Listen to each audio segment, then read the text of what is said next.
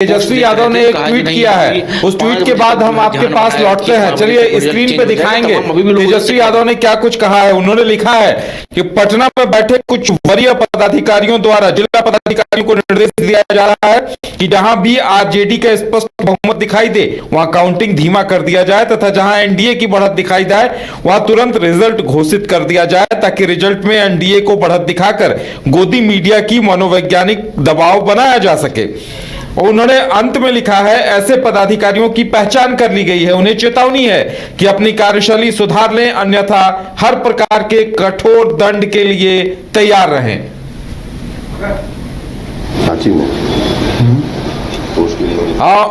मदन देखिए, हम अभी चर्चा कर रहे थे इसी बात को लेकर। तेजस्वी यादव कह रहे हैं कि पदाधिकारी निष्पक्ष नहीं है, पक्षपात कर रहे हैं, उन्हें वो चेतावनी देते नजर आ रहे हैं।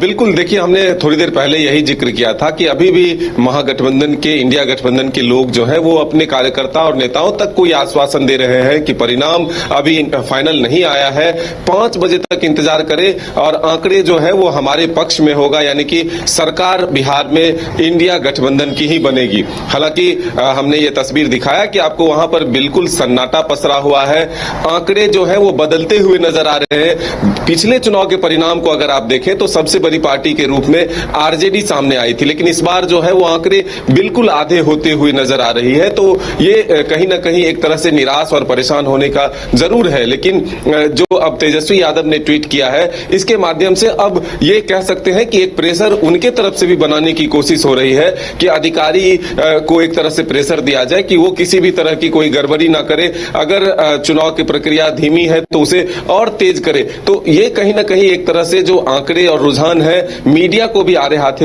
लेते हुए जो तेजस्वी यादव ने कहा है कि मीडिया भी एक मनोवैज्ञानिक तौर पर प्रेशर बनाने की कोशिश कर रही है।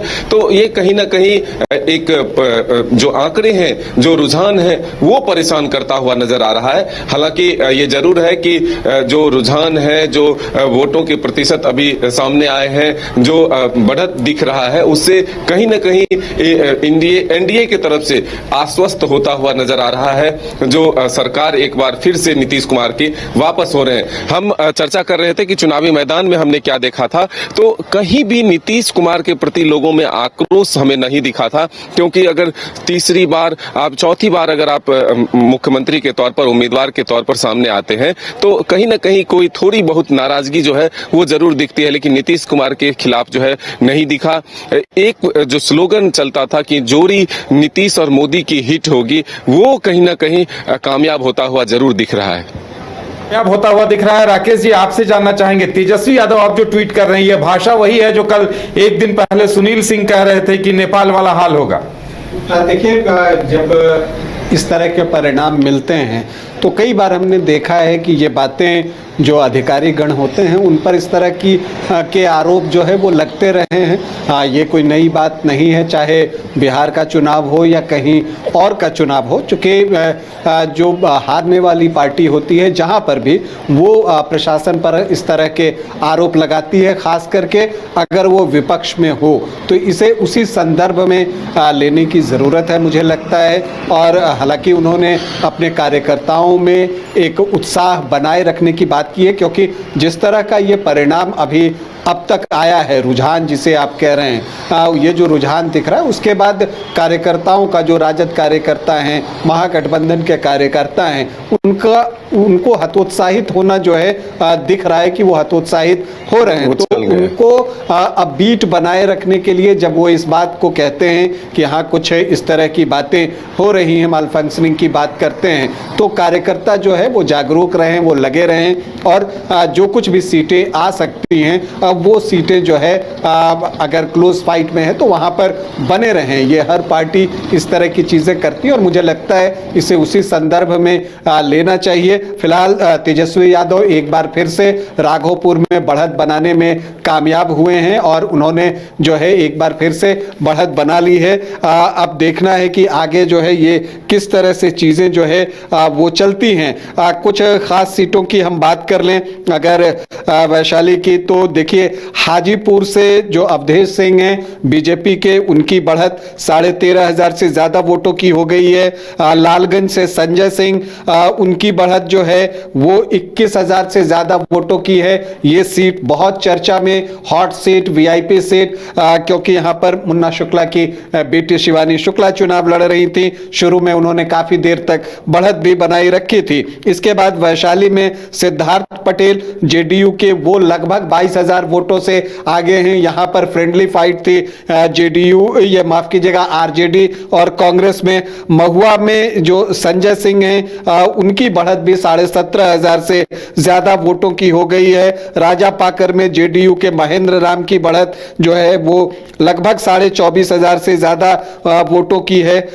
राघोपुर में जो अभी है वो सतीश कुमार दिखा रहा है, लेकिन वहां पर तेजस्वी यादव फिर से आगे हो गए हैं। इसके अलावा मनहार में उमेश कुशवाहा जो हैं वो लगभग 17,500 वोटों से आगे हैं। और पातेपुर में लखेंद्र रोशन जो हैं बीजेपी के, वो 11,000 वोटों से आगे चल रहे हैं। तो ज्यादातर सीटों पर जो है वो एनडीए को बढ़त दिख रही है और कंफर्टेबल मार्जिन से जो है वो बढ़त दिख रही है। अब राघोपुर की एक सीट जो है वैशाली में, वो सीट देखनी है कि वो किस तरफ झुकती है, क्योंकि वहां मुकाबला कांटे का चल रहा है। कभी वहां से सतीश कुमार आगे हो जाते हैं और कभी तेजस्वी यादव आगे हो जाते हैं। तो उस सीट पर जो है नजर बनाकर रखनी है। अब बिल्कुल मदन हमारे साथ हैं। मदन, एक छोटी सी प्रतिक्रिया लेंगे। जिस तरह से कांटे का मुकाबला कई सीटों पर अभी भी है, आरजेडी और भी नीचे जा सकती है, कांग्रेस और भी नीचे जा सकती है, और देखिए खामियाजा तो वाम दलों को भी उठाना पड़ा है।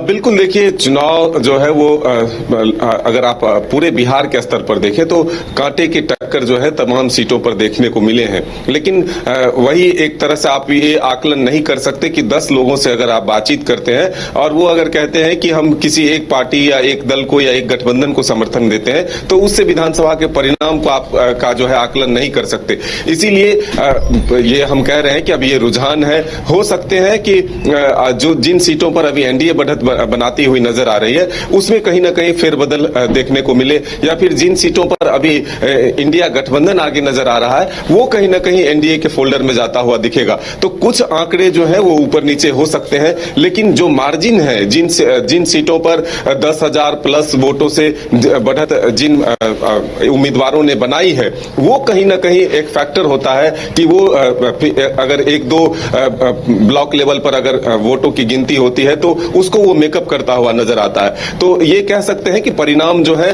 वो कहीं ना कहीं जो रुझान है उसके माध्यम से एक पूर्ण बहुमत की सरकार एनडीए के माध्यम से बनता हुआ जरूर नजर आ रहा है, लेकिन कहीं ना कहीं इंडिया फोल्डर को भी सीटों के आंकड़े में जो है थोड़ा इजाफा देखने को मिल सकता है। चलिए मदन, फिलहाल आपको धन्यवाद। हम सीधे रुख करेंगे पटना स्टूडियो का। Editor in chief Gangesh Gunjan ji मौजूद है। गंगेश जी, जिस तरह से अब आरजेडी तेजस्वी यादव का एक बयान आया, एक ट्वीट आया है, वो सवाल खड़े करता है। उन्होंने सिस्टम पर सवाल खड़े किए हैं और एक दिन पहले उन्हीं के पार्टी के सुनील सिंह का जो बयान था उस पर भी चर्चा हुई थी। लेकिन देखिए आरजेडी के प्रवक्ता या कार्यकर्ता वो बिल्कुल शांत है, क्योंकि जमीनी हकीकत का अंदाजा लगता है उन्हें पहले से था। महिलाओं ने जिस तरह से लाइनों में लगकर वोट किया था और खुलेआम ऐलान भी किया था वोट देने का, उसका असर कहीं न कहीं लगता है, इस बात का अंदाजा तमाम जमीनी कार्यकर्ताओं को था।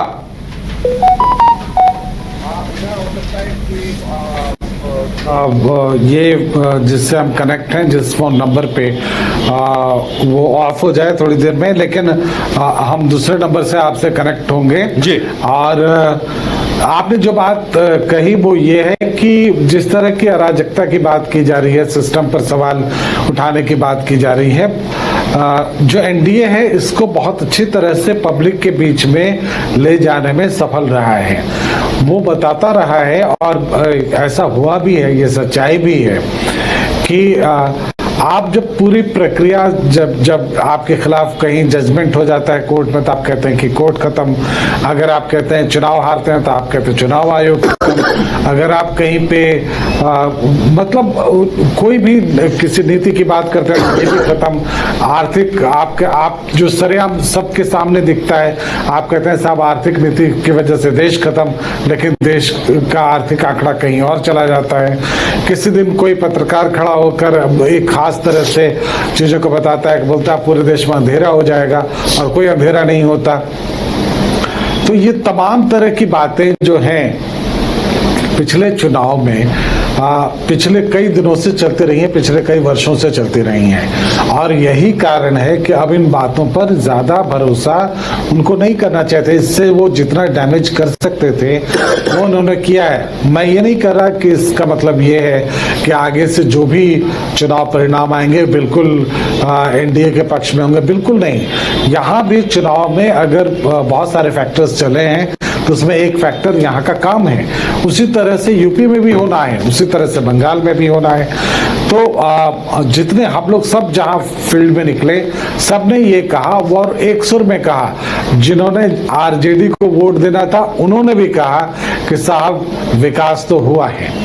तो अब आप समझ सकते हैं सीटों का जीत हार सीटों की जो है वो इस बात पर डिपेंड करती है कि किसको 10,000 ज्यादा मिल गए, किसको 15,000 ज्यादा मिल गए। मुझे नहीं लगता है कि आम जनमानस में इससे एकदम एकमत हो जाने की बात माना जाए। ये बिल्कुल एकमत होने जैसा नहीं है। जो लोकतंत्र का इशू है वो बिल्कुल इम्पॉर्टेंट है, और उसमें विरोध के स्वर बने रहने चाहिए, विरोध का स्वर बना रहेगा। लेकिन सवाल यह है कि आप सच्चाई से आंखें नहीं मूंद सकते, और यही ये परेशानी है। विपक्ष पिछले काफी अरसे से सच्चाई की तरफ ध्यान नहीं दे रहा है, और जब तक आप जमीनी सच्चाई को नहीं समझेंगे, जब तक आप जमीनी मुसीबतों को नहीं समझेंगे, तब तक आप सियासी ये तो कर सकते हैं जिनको हम कहते हैं जगलिंग, वो तो आप कर सकते हैं, लेकिन उससे रिजल्ट पर कोई प्रभाव नहीं पड़ता है। अभिषेक, आप भी कई इलाकों में गए, खासकर नवादा और पूर्णिया वाले इलाके में आप रहे, वहां पर आपको लगा, क्या लगता है, विकास ही मुद्दा था? विकास मतलब जो जन सरोकार की नीतियां हैं वो और विकास, और या फिर आपको लगा कि कई इश्यूज ठीक तरह से विपक्ष उठा ही नहीं पाया? जैसे बेरोजगारी की एक समस्या जो हम लोगों को महसूस हो रही थी, रोजगार एक समस्या थी, लोग बोलना चाह रहे थे इसके बारे में, लेकिन जब बेरोजगारी या रोजगार की बात हो रही थी उस समय राहुल गांधी यहाँ बता रहे थे कि वोट काटा जा रहा है, एसआईआर एक बड़ा मुद्दा है। तो कहीं मुद्दों को के भ्रम की वजह से ये स्थिति तो नहीं पैदा हो गई? देखिए गंगेश जी, अगर हम लोग बात करते हैं एमजीएम महागठबंधन की बात करते हैं, तो महागठबंधन में कभी भी एक रूपता नहीं दिखा, एक कहें जो बॉन्डिंग है वो बॉन्डिंग नहीं दिखा। और एसआईआर का जब मुद्दा लेकर के राहुल गांधी बिहार के 13 जिलों का दौरा करते हैं, साथ में तेजस्वी यादव भी रहते हैं, तो उस समय लग रहा था कि जो एक बड़ा मुद्दा राहुल गांधी को हाथ लग गया है, विपक्ष को हाथ लग गया है, जिसका कुछ फायदा बिहार चुनाव में उनको मिल सकता है और शायद मिलेगा भी। लेकिन जब धीरे धीरे चुनाव आयोग की जो प्रक्रिया एसआईआर की शुरू हुई और लोगों के बीच में जब चीजें होने लगी, तो जो वोटर्स है जब उनसे जब बातचीत हुआ, और हम लोग जब फील्ड में भी एसआईआर के दौरान भी घूम रहे थे या उसके बाद भी जब बातचीत हो रही थी, तो किसी भी वैसे लोगों की मतलब संख्या नहीं मिल रही थी जो जेन्युइन है और जिनका वोटर आई कार्ड खत्म कर दिया गया या फिर वोटर लिस्ट से नाम काट दिया गया।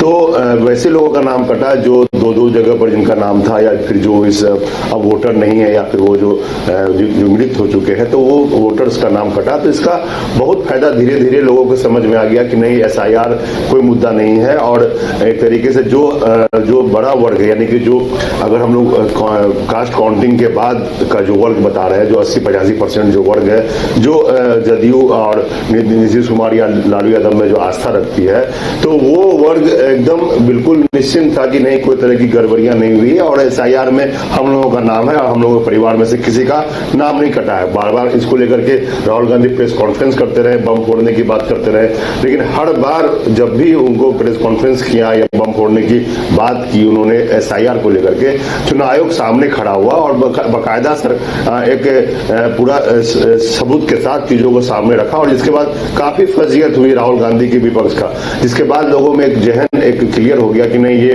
बेकार की बात है, ये कोई मुद्दा नहीं है। अब बात करते हैं नौकरी की। देखिए, नौकरी की जहां तक बात है गंगेश जी, 2020 के विधानसभा चुनाव में जब हम जाते हैं तो तेजस्वी यादव अलग चुनाव लड़ रहे थे उस समय भी और वो नौकरी की बात करते थे, तो नीतीश कुमार बोलते थे कि ये नौकरी कहां से देगा, पैसा कहां से लाएगा। लेकिन जब नीतीश कुमार रिटर्न आते हैं, हालांकि 43 सीटें नीतीश कुमार जीत पाते हैं और सरकार भले NDA की बन जाती है, एक कमजोर सरकार, मात्र 12,000 वोट ज्यादा आया था NDA को 2020 के विधानसभा चुनाव में, 12,000 समथिंग वोट, 13,000 से कुछ कम वोट ही अंतर था दोनों के गठबंधन के बीच में। लेकिन नीतीश कुमार वहां से चेंज करते हैं, एक ऐसा नेता जो एंटी इनकम्बेंसी झेल रहा हो, 15 साल से सत्ता में हो और एंटी इनकम्बेंसी के बाद वो चीजों को दुरुस्त करता है और लगातार वो नौकरियां बांटता, तकरीबन 8 लाख नौकरियां सरकारी वो बांट चुके हैं। उसके बाद उन्होंने पेंशन का जो अमाउंट है उसको बदला और उसके बाद जो जीविका दीदियों को जो रोजगार के लिए 10,000 रुपए उपहार के तौर पर दिया और कहा कि परफॉर्मेंस अगर अच्छा होगा तो 2 लाख रुपए हम और देंगे।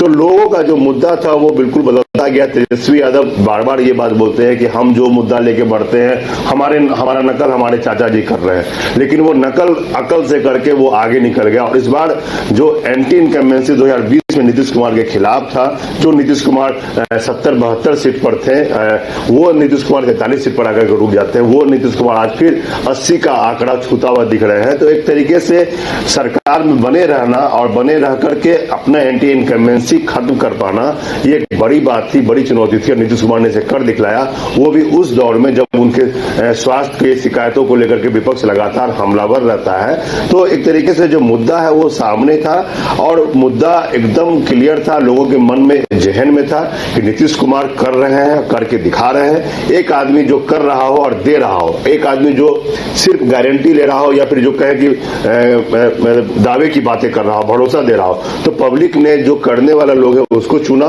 जनता ने उसको चुनी, जनता उसको चुनी जो दे रहे हैं, उसको नहीं चुनी जो वादे कर रहे थे। जी गंगेश जी, चलिए, ये आंकड़ा अभी 202 तक पहुंचा है एनडीए का और इंडिया या इंडी गठबंधन जो है वो 36 पर सिमटा हुआ है। LGPR और RJD के बीच ही अब अगर आंकड़ों की बात करें तो 29 सीटों पर लड़ने वाली LGPR और RJD के बीच का मुकाबला ही देखने को मिल रहा है।